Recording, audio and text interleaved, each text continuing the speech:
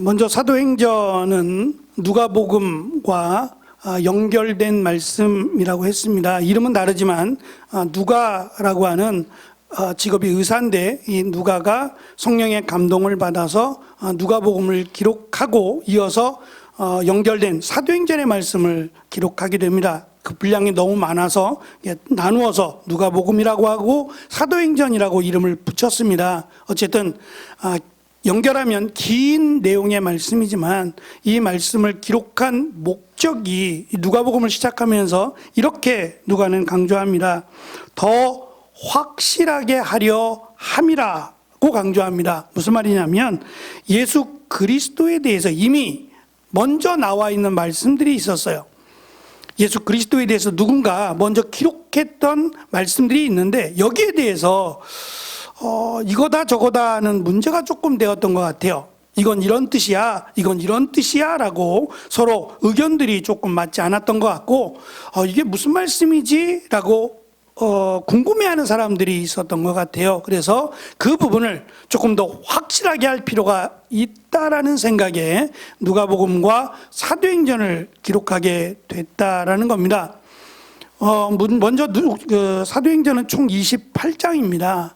누가복음은 24장이었고요. 물론 이 내용으로 보자면 이 장수만 가지고 많다 적다를 말할 수는 없어요. 전체 절수를 봐야 되는데 거의 비슷합니다. 사도행전을 4개로 나누어서 7장씩 해서 영상을 하나 만들어 놨더라고요. 그래서 먼저 사도행전 1장부터 7장까지의 내용을 한 6분 정도 되는 영상인데, 이 영상을 먼저 보시겠습니다. 예수님의 삶과 죽음, 그리고 부활에 대한 최초의 기록 중 하나를 누가라는 사람이 남겼습니다. 바로 우리가 아는 누가복음인데요. 그는 이야기를 두 번째 책에서 이어갔어요. 사도행전은 예수님이 부활하신 후에 계속해서 하신 일을 기록한 책이죠. 사도행전은 제자들이 이제 막 다시 살아나신 예수님과 함께 시간을 보내는 모습으로 시작합니다. 상상만 해도 엄청나죠? 그 후 몇 주 동안 부활하신 예수님은 거꾸로 된 그분의 나라에 관해 가르치셨어요.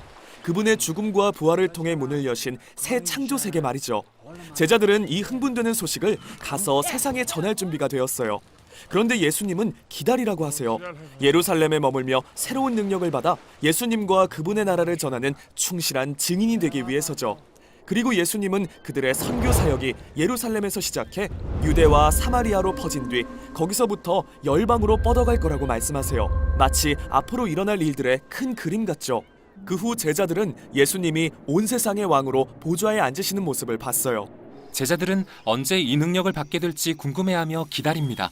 그러다 오순절이 됩니다. 오순절은 초여름에 행해지는 고대 이스라엘의 절기로서 수많은 유대인 순례자들이 전 세계에서 예루살렘으로 모여들었어요. 그래서 성 안에는 온갖 다양한 언어와 문화가 뒤섞였죠. 제자들은 한 집에 모여 있습니다. 그런데 갑자기 세찬 바람이 불과 함께 불어와 방을 채웁니다. 불은 혀 같은 불꽃으로 갈라져 제자들의 머리 위를 맴돕니다. 대체 이게 뭐죠? 누가는 지금 구약에서 반복되는 주제를 차용하고 있는데요. 시내산에서 이와 비슷하게 하나님의 임재가 나타나셨을 때 그분은 이스라엘과 언약을 맺고 십계명을 주셨죠. 그 후 하나님이 그들 가운데 오셔서 거하셨을 땐 그분의 영광이 불기둥이 되어 성막을 가득 채웠고요. 근데 그건 여럿이 아니라 하나의 불기둥이었잖아요. 그렇죠. 누가가 주목하는 게 바로 그거예요. 그때는 하나님의 임재, 즉 이스라엘 선지자들이 예언했던 하나님의 영이 성전에 거하셨다면 이제는 새 성전에 들어와 사시는 거죠. 예수님의 몸 된 그분의 백성 안에요. 그들이 바로 하나님이 거하시는 살아있는 성전이 된 거예요. 그들이 예수님에 관해 이야기하기 시작하자 입에서 그들이 모르는 언어들이 튀어나옵니다. 하지만 거기 모인 사람들은 다 알아들어요. 대체 무슨 일이죠? 네, 베드로가 일어나 이게 성경에 적힌 이스라엘의 소망이 성취된 거라고 설명합니다. 하나님의 계획은 언제나 하나된 아브라함의 가족을 통해 세상에 정의와 평화를 가져오시는 것이었어요. 그러나 이스라엘은 포로가 되어 사방에 흩어져 버렸죠. 그러다가 지금 오순절에 이스라엘의 모든 지파가 돌아와 그들의 메시아, 즉 십자가에 달리시고 부활하신 예수님과 만나게 된 거예요. 이제 이스라엘의 회복의 길이 열린 것이죠. 그리고 수천 명의 사람들이 예수님의 길을 따르기 시작했어요. 이제부터 누가는 두 개의 성전 이야기를 합니다. 하나는 헤롯이 예루살렘에 건축한 것으로서 예수님의 제자들도 여느 이스라엘 사람처럼 여기서 예배를 드렸죠. 한편 다른 하나는 사람들로 이루어진 예수님의 성전입니다. 이 성전은 예루살렘 곳곳의 집에 모여 급진적이고 새로운 방식의 삶을 시작하고 있었어요. 생각해보세요. 그들 중 다수는 심지어 예루살렘 출신이 아니거든요. 그래서 이러한 새로운 가족을 만들어 서로에게 의지했던 거죠. 네, 그리고 자기 소유를 팔아 그들 중 가난한 자들을 돕기도 했어요. 식사도 같이 하고 매일 모여 함께 기도했죠.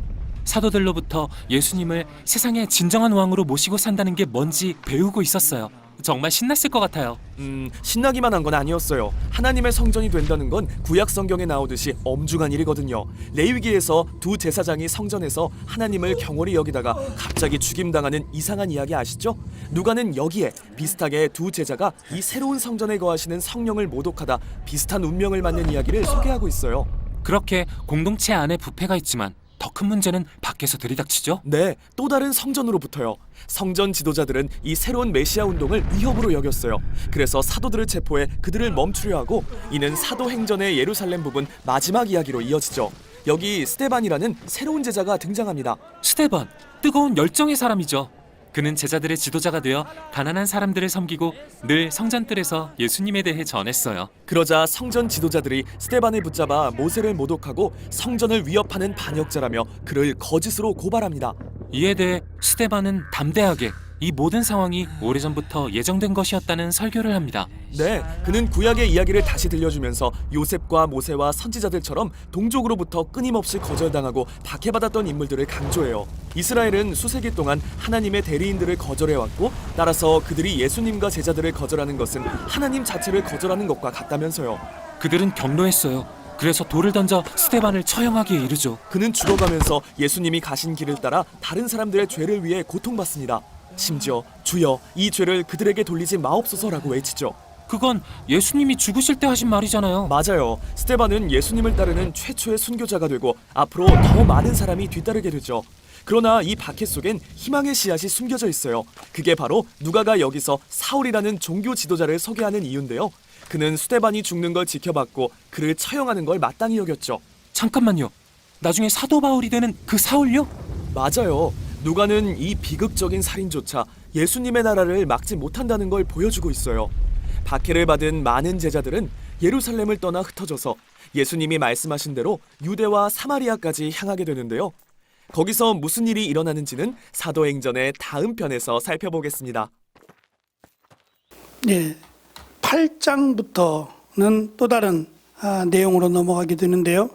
오늘은 누가 사도행전을 시작하면서 지난 시간에 예수님의 사역을 시작하면서 구약의 맨 마지막 선지자였던 세례 요한이라고 하는 예수님의 사촌이지만 6개월 먼저 태어났고 예수님께서 메시아다라는 것을 선포했던, 예비했던 사람이 세례 요한인데, 그 세례 요한의 선포를 예수님이 받아서 회개하라, 천국이 가까이 왔다라고 하는 세례 요한의 선포와 예수님께서 첫 번째 하신 말씀이 동일하게 회개하라, 천국이 가까이 왔다라는 말씀으로 연결이 되어 있어요. 그래서 구약의 선지자들의 예언과 그 예언이 예수님을 통해서 이루어진다라는 것으로 예수님의 사역이 시작이 되었다면, 오늘 말씀은 예수님의 승천과 연결되어 있어요. 누가복음의 마지막이 예수님의 승천이었습니다.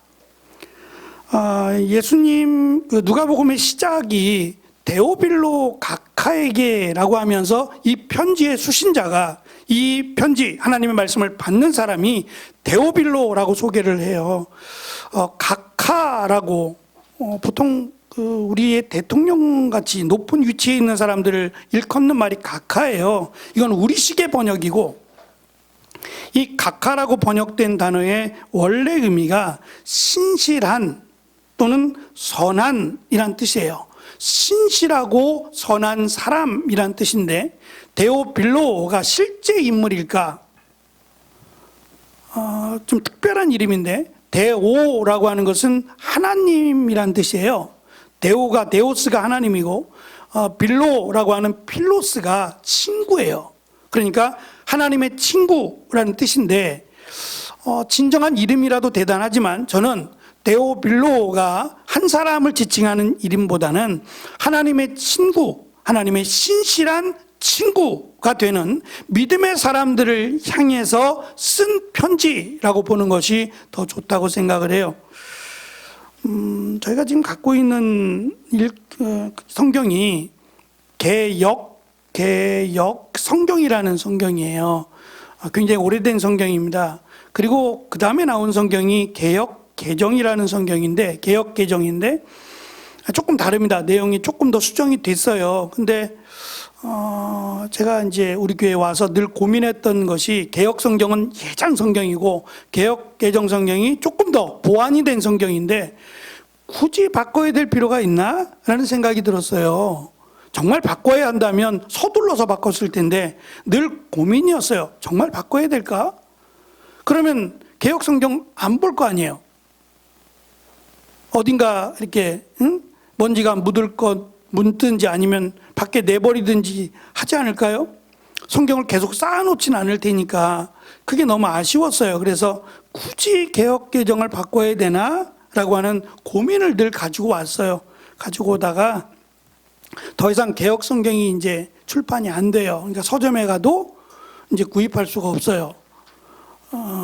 이제 성서 공회에서 그 기간이 있는데 그 기간이 완료가 되어서 더 이상 출판하지 않는 거예요.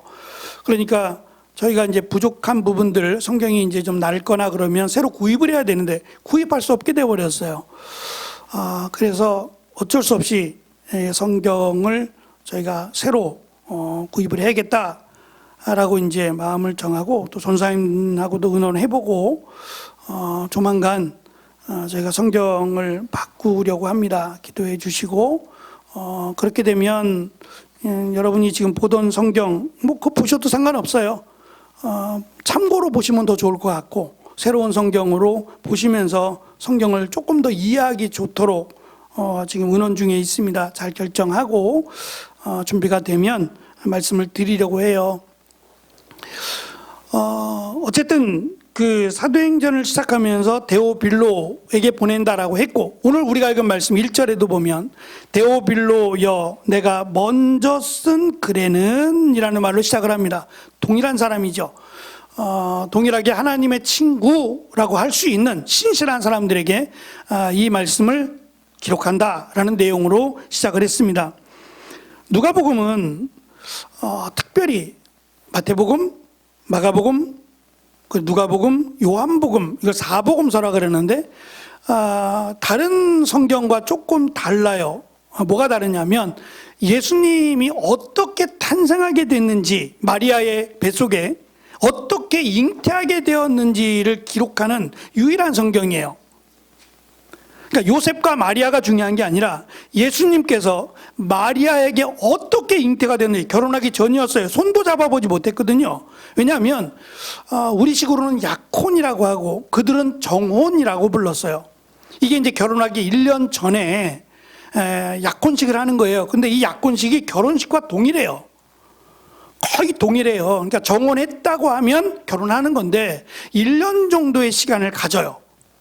결혼하기로 하고 정혼하고 1년 정도 떨어져서 여자는 여자대로 남자는 남자대로 준비를 하는 거예요. 아내 맞을 준비를, 남편 맞을 준비를, 새로운 가정을 준비하는 기간이 1년이었어요. 그 1년 동안은 같이 사는 게 아니라 늘 살던 집에서 살아가는 거예요. 살아가되 결혼을 준비하는 시간이 1년이었던 거예요. 이때 마리아의 나이가 13살이었을 것이다 그래요. 보통 여자들은 13살, 남자들은 18살에 결혼을 했으니까 지금으로 보면 굉장히 이른 나이죠. 초등학교 6학년밖에 안 되거든요. 근데 과거의 우리를 생각하면 우리도 예전에 일찍 결혼했잖아요. 그죠? 우리가 태어나기 전 이야기니까 일찍 결혼들 했어요. 그것도 괜찮다 생각이 들어요. 일찍 결혼해서 일찍 가정을 세우는 것도 이것도 참 좋았던 것 같아요. 시대가 많이 바뀌어서 뭐 지금은 30, 우리 정훈 형제가 몇이지? 네, 35. 늦었다고 해야 되나, 적당하다고 해야 되나, 이르다고 해야 되나, 해석이 좀 다를 겁니다. 요즘 거의 30대 여자들도 30살쯤에 결혼하는 것 같아요. 제 때만 해도 여자들 25이 넘어가면 노처녀라는 얘기가 슬슬 나왔어요. 그래서 28살에 결혼하면 노처녀라 그랬어요. 지금은 28살 아가씨 놓고 노처녀라고 말하는 사람 아무도 없을 것 같아요. 그러니까 시대가 많이 바뀌었습니다만, 어쨌든 마리아가 13살에 청혼을 하고 결혼을 준비하고 있을 때 덜컥하고 아기를 갖게 돼요. 그러니까 그것을 요셉도 몰랐다고 성경은 밝혀요. 그러니까 요셉이 의인이라 가만히 끊고자 했어요. 여자의 수치를, 그러니까 아기를 가졌다는 것은 결국 남자와 잤다는 거잖아요. 이것을 소문내면 마리아는 정말 위험해질 수 있어요. 집안에서 쫓겨나가는 건 물론이고 심지어는 뭐 돌 맞아 죽기까지는 아니었지만 그럴 가능성도 없지 않아 있어요. 과격한 사람들은 우리 집안에 수치를 남겼다. 시족사회였으니까 돌을 던져도 뭐라 할 사람이 아무도 없어요. 그러니까 이런 어려움을 겪을 것이 분명하기에 조용히 말하지 않고 끊으려고 했다 그랬어요. 그때 천사가 나타나서 내 아내 마리아 데려오기를 두려워하지 말라. 왜냐하면 이 아기는 성령으로 잉태된 것이다 그랬어요. 요셉이 아멘이라고 했을까요? 쉽지 않았을 것 같아요. 왜냐하면 처음 있는 일이에요. 인간의 역사에 처음이자 마지막으로 있는 일이기 때문에 물론 천사가 나타나서 하는 말이긴 하지만 아멘으로 받기는 쉽지 않았겠다라는 생각이 저는 개인적으로 들었어요. 그러니까 이러한 이야기를 시작으로 해서 예수님은 우리와 똑같은 육신을 입은 건 맞지만, 육신으로 오신 건 맞지만 예수님은 성령으로 잉태된 하나님이라고 하는 것을 밝힘으로 시작을 했어요. 그리고 예수님의 공생애가 시작이 되고 예수님이 우리의 죄를 대신하여 십자가에 죽으시기로 말씀하셨어요. 누가 예수님을 죽일 수 있겠어요? 예수님이 우리의 죄를 대신하여 죽어주시는 거예요. 그리고 3일 만에 부활하셨어요. 그것을 믿지 못했던 제자들 우왕좌왕하며 좌충우돌하는 내용들이 나오죠. 예수님을 팔았던 가룟 유다, 그리고 예수님을 3번씩이나 부인했던 베드로, 예수님이 십자가에 달리자 다 도망쳤어요. 제자들은 오히려 사도를 세운다면 제자들보다는 여인들을 세우는 게 맞는 것 같아요. 끝까지 예수님을 따라갔던, 그리고 예수님을 위해서 좀 어리석긴 하지만 시신의 발을 향유를 준비했던 여인들, 이 여인들이 오히려 사도가 되는 게 맞지 않을까요? 그러나 당시에는 여자들이 지도자가 될 수가 없었어요. 1세기 때에는 말이에요. 여자가 지도자가 될 수 없었기에 여자들을 사도로 세우기보다는 예수님이 다시 예수님을 버렸던, 부인했던 그 제자들을 만나시고 사도로 선택하셨다라고 하는 것이 2절 말씀이에요. 그러니까 사도를 누가 정하느냐? 제가 할게요. 할 수 없는 거예요. 하나님이, 예수님이 정하세요. 그래서 마띠아를 뽑을 때 가룟 유다 대신에 한 사람을 추가해서 12명을 채울 때 그 마띠아를 뽑는 내용이 1장 끝쪽에 나오는데 24절부터 보면 예수님께서 마띠아를 선택했다고 나와요. 사도들이 뽑은 게 아니에요. 11명의 사도들이 다수결의 원칙에 따라 뽑은 게 아니라 하나님이 선택하셨다라고 분명히 말씀하세요. 문제는 왜 그럼 사도들이 12명의 사도를 세우고 이들이 죽어요. 이제 세베대 아들 야고보가 목베임을 당해서 죽고 제자들이 서서히 죽어나가기 시작해요. 그러면 또 다시 뽑아야 되잖아요. 안 뽑는다고요. 12명의 사도가 끝이에요. 더 이상의 사도는 없어요. 그러니까 신사도 운동이라는 게 있었어요. 지금도 이 얘기를 하면 이제 이단 시비에 걸리니까 얘기는 안 하지만 한국 교회를 한번 휩쓸고 간 적이 있는데 이 사도를 세운다는 거예요. 그게 신사도예요. 예수님의 사도, 12명의 사도 말고 그들이 죽었으니까 새로운 사도를 세운다. 자기가 신사도라는 거예요. 그러니까 이 운동이 한동안 한국교회를 휩쓸고 나갔어요. 성경적이지 않아요. 분명히 성경은 12명의 사도를 세우고 그 이후에 사도를 세우지 않아요. 그러니까 세우지 않아도 된다는 거예요. 사도와 제자의 개념이 크게 다르지 않아요. 그럼에도 불구하고 사도라고 정한 이유가 있어요. 제가 그것을 말씀드리려고 하는데 그 이유는 초대교회가 시작하고 사도와 제자들이 많아졌잖아요. 그러면 누구의 말이 정통성을 갖겠느냐는 거예요. 이게 성경을 기록할 건데 누가 성경을 기록하든 다 예수님을 만났다, 예수님과 3년 동안 함께 있었다, 예수님의 죽으심과 부활을 경험했다 말할 사람들이 많단 말이에요. 근데 그들이 다 성경을 기록하면 이것이 성경이요 라고 말할 거 아니겠어요. 그래서 성경의 전통성, 정통성을 위해서 이들이 기록한 것만, 예수님을 직접 따르고 목격하고 예수님이 사도로 세운 사람들, 이들이 기록한 것만 성경으로 본 거예요. 사도행전 2장에 가면 이제 너희들이 예언을 할 것이요 라고 하면서 사도들이 그리고 제자들이 예언을 하기 시작해요. 그럼 이것을 하나님의 말씀으로 봐야 돼요? 아니면 개인적인 말로 봐야 돼요? 하나님의 말씀이죠. 나중에 이 방언에 대한 문제가, 고린도 교회에서 방언에 대한 문제가 나왔어요. 이건 고린도 교회뿐만 아니라 소아시아 전역에 걸친 문제예요. 가는 곳마다 이 문제가 부딪혔어요. 방언이라고 하는 것은 두 가지 의미가 있어요. 하나는 하늘의 언어라는 거예요. 우리가 하는 말이 아니라, 방언하는 사람들은 똑같지 않아요. 동일한 말을 쓰지 않거든요. 비슷한 말을 쓰긴 하겠지만 동일한 말을 하지 않아요. 그래서 보통 하늘의 언어라고 불러요. 그러면 그것을 보면 이건 습득해서 얻는 게 아니에요. 습득해서 내가 따라한다고 따라할 수 있는 게 아니에요. 그러니까 방언은 배우는 게 아니에요. 예전에 방언학교가 있었어요. 그러니까 성경을 해석을 하면, 잘못하면 이렇게 돼요. 방언학교가 있어서 이 학교에 들어가면 뭘 배워요? 방언을 배운다는 거예요. 우스꽝스럽게 가면 얼얼얼러부터 배워요. 이게 얼얼러 방언이라 그래요. 얼얼얼러만 하면 방언이에요? 방언은 그게 아니에요. 방언은 은사. 은사란 말은 하나님의 선물이에요. 그러니까 우리가 방언을 소망할 수 있어요. 하나님 저에게도 방언을 주세요. 방언할 수 있도록 해주세요. 문제는 왜요? 왜 방언을 하기를 원하세요? 방언은 나와 하나님과 기도하는 거예요.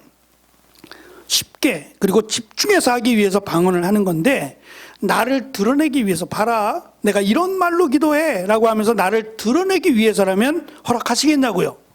그리고 중요한 것은 방언을 못 받으신 분들이 있을 수 있어요. 내가 신앙생활이 뭐 20년, 30년, 40년이 돼도 하나님이 허락하지 않으시면 방언 못 받을 수 있죠.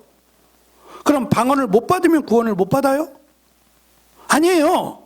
오히려 방언을 받은 사람이 더 많이 기도하는 거고 더 은혜가 충만해야 되는 거예요. 그러니까 사모하긴 하지만 하나님이 방언을 안 주신다 그래서 구원을 안 주시는 건 아니에요. 말 그대로 하나님의 선물이니까, 거룩한 선물이니까 우리가 사모하긴 해야 돼요. 그러나 이것이 나를 드러내면 안 돼요. 제가 전도사 때 사역했던 어느 교회는, 우리가 교단이 좀 다른데, 그 목사님은 군대에서 사고를 당하셨어요. 전기를 잘못 만지셔가지고 이 어깨 쪽부터 절단하셨어요. 장애를 갖고 계신 거예요. 그래서 제가 목사님을 처음 만났는데 악수를 왼손으로 하시는 거예요. 오른손은 주머니에 넣어놓고. 그 왼손을 내미니까 나도 왼손을 내밀어야 되잖아요. 그래야 악수할 수 있으니까. 그래서 이렇게 두 손으로 악수를 했는데, 설교할 때도 오른손을 주머니에 넣고 설교하시네요. 모양이 어때요? 제가 이렇게 오른손을 주머니에 넣고 설교하면 모양이 어떤가요? 좀 건방져 보이잖아요. 그래서 왜 목사님은 이게 습관일 수도 있으니까 왜 주머니에다 이렇게 손을 이렇게 딱, 바지 주머니에 손을 늘 이렇게 집어넣고 설교를 하실까? 좀 꺼내고 하시면 좋겠는데, 은혜는 받기는커녕 그 생각이 머릿속에 가득했어요. 저 손 좀 꺼냈으면 좋겠는데? 라고 하는 생각이 은혜를 막아버렸어요. 나중에 이야기 하시더라고요. 사고로 오른손이 내 손이 아닌 거예요. 내 팔이 아닌 거예요. 그리고 내 팔이 아니다 보니까 이게 마음대로 움직이잖아요. 그러겠죠. 고정된 게 아니니까 내가 조금 몸을 움직이면 얘는 막 자기 마음대로 움직이니까 아예 주머니에 넣어놓은 거예요. 움직이지 못하도록 주머니에 딱 손을 넣어놓은 거예요. 그다음부터 은혜가 되더라고요. 근데 이분이 성경을 어디서 배웠는지 모르겠지만, 이분이 강대상에서 마이크 대고 설교를 하시다가 또는 기도하시다가 가끔 방언을 사용하세요. 기도로 방언하시는 거예요. 그럼 저는 어디서 아멘 해야 돼요? 못 알아듣는데. 아니 왜 방언으로 마이크 대고 기도하시냐고요. 그럼 저는 통역의 은사를, 이 방언을 통역할 수 있는 은사를 달라 그래야 돼요? 남들이 못 알아듣기 위해서 방언을 하는데 저는 그 방언을 알아듣기 위해서 기도한다면 문제가 되잖아요. 저분이 기도하는 내용을 내가 다 알아들어. 이것도 문제가 되지 않겠어요? 그러니까 방언하시는 분들은 자기에게는 매우 유익하지만 다른 사람에게도 유익할 수 있도록 해야 된다. 그러니까 혼자서 기도할 때는 얼마든지 방언해도 상관없어요. 산에 가서 해도 되고 어디 가서든지 상관없지만 많은 사람들이 모인 앞에서는 조심하라는 거예요. 나를 드러내지 않기 위해서 조심하고, 또 방언은 내가 하고 싶을 때 하고 끊을 수 있어야 돼요. 내가 조절할 수 있어야 된다고요. 방언을 하면 못 끊는다, 이것도 문제가 돼요. 내가 기도하고 싶을 때 얼마든지 기도할 수 있고 방언으로 기도할 수 있어야 돼요. 그러나 은사는 유익이 돼야 돼요. 하나님에게도 영광이요 사람들에게도 유익이 돼야 된다라는 점에서 조심하라는 것이 이제 고린도전서의 내용이에요. 어쨌든 성령의 은사를 제한할 수 없어요. 근데 안타깝게도 웨스터민스터 이 장로교회, 이 대한예수교 장로회의 근간을 이루는 것이 웨스터민스터 교리예요. 근데 이 웨스터민스터의 교리에는 또 칼빈의 기독교 강요에는 방언이 끝났다고 돼 있어요. 저는 그렇지 않다고 생각해요. 죄송하지만 방언은 끝나지 않았다. 왜? 방언만 끝나요? 성령의 은사가 방언밖에 없어요? 많잖아요. 그 다양한 은사들이 그럼 다 끝났어요? 유효기간이 끝난 거예요? 저는 그렇게 생각 안 해요. 예수님이 오실 때까지 성령의 역사는 지속된다. 방언도 마찬가지고 다른 은사들도 저는 지속된다고 생각해요. 이걸 제가 대놓고 나가면서 말할 수는 없지만 저와 동일하게 의견을 갖고 계신 목사님들이 참 많아요. 그러니까 제한할 수 없다고 생각해요. 지금도 예언이 있다고 생각해요. 근데 이 예언이 무서운 것은 하나님의 예언이다라고 말하면 다 돼요? 좀 조심스럽잖아요. 그래서 이러한 다양한 은사들이 이제 나오기 시작해요.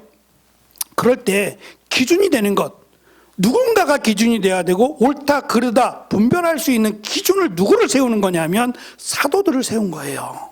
그래서 사도들을 통해서 신앙의 정통성을 유지하게끔 처음에 신앙의 정통성을, 그리고 초대교회의 기준을 세우는 면에서 사도들을 세웠고요. 그 사도의 제자들이 있어요. 이걸 속사도라고 부르는데 그 속사도의 책들이 또 있어요.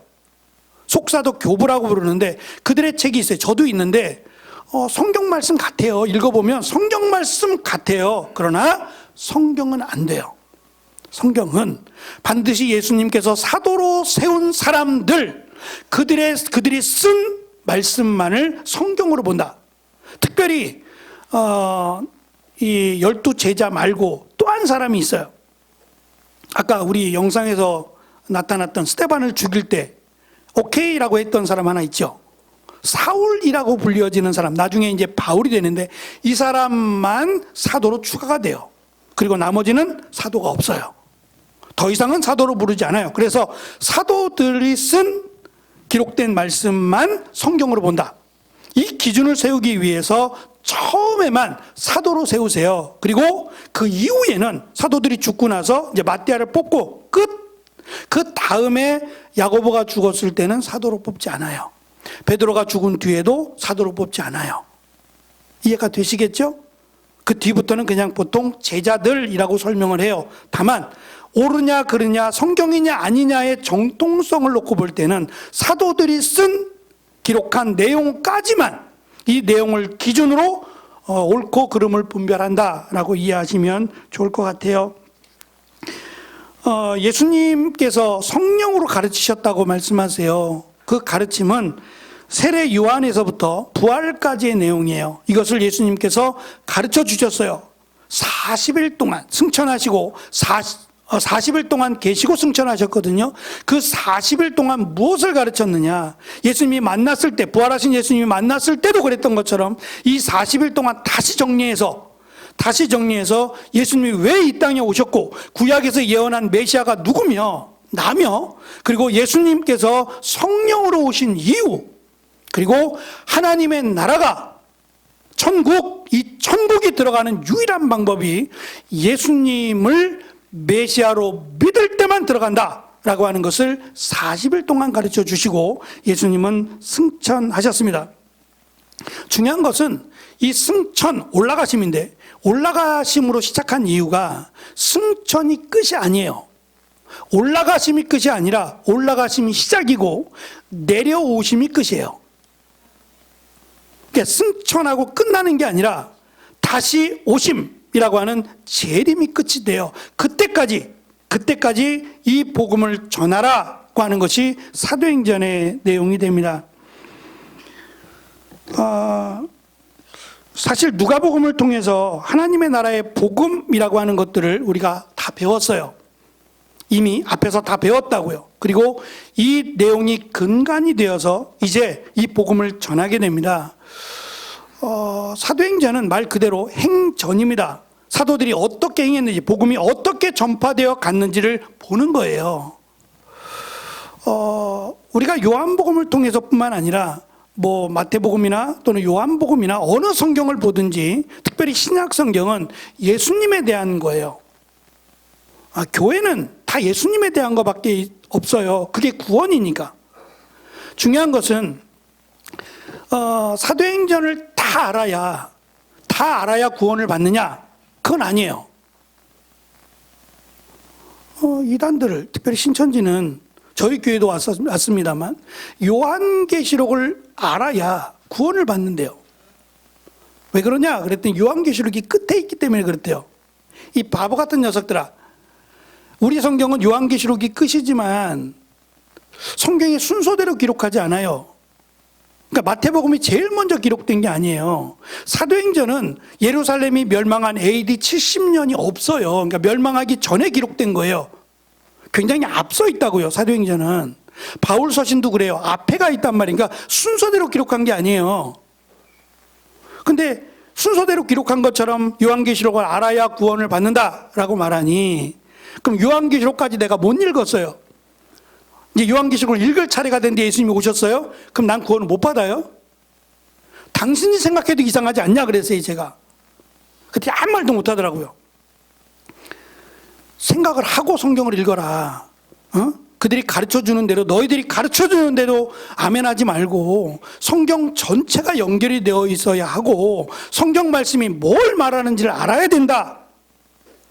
듣지도 말고 그냥 갔어요. 듣든가 말든가 자기들 할 말만 하고 가더라고요. 그렇지 않아요. 우리가 식사할 때 한국 음식은 김치, 밥, 또 뭐 좋아하죠? 권사님 나물 좋아하시니까 나물. 전 된장찌개 좋아하니까 된장찌개. 이 정도 있으면 되죠. 그럼 매일 이것만 먹어요? 이것만 먹어도 돼요. 이것만 먹어도 되지만 건강해요. 근데 이것만 먹냐고요? 다양한 음식들을 먹죠. 네? 양식도 먹고 한식도 먹고 일식도 먹고 먹잖아요. 건강하기 위해서도 그렇고 마찬가지인 것 같아요. 마찬가지로 우리 하나님 말씀을 배우는 게 성경 하나만 제대로 배워도 구원받아요. 예수님에 대해서 믿기만 하면 구원을 받으니까. 구원을 받아요. 그러면 우리에게 66권을 주셨는데 이 66권이 다 하나님의 말씀이에요. 궁금하잖아요. 하나님 말씀 배우고 싶고 하나님 말씀 알고 싶고 은혜 받고 싶은 마음이 있잖아요. 그래서 기대함을 가지고 사도행전을 함께 나누는 거예요. 이미 구원을 받았어요. 누가복음을 통해서도 그렇고 이미 예수 그리스도를 믿음으로 구원을 받았다고요.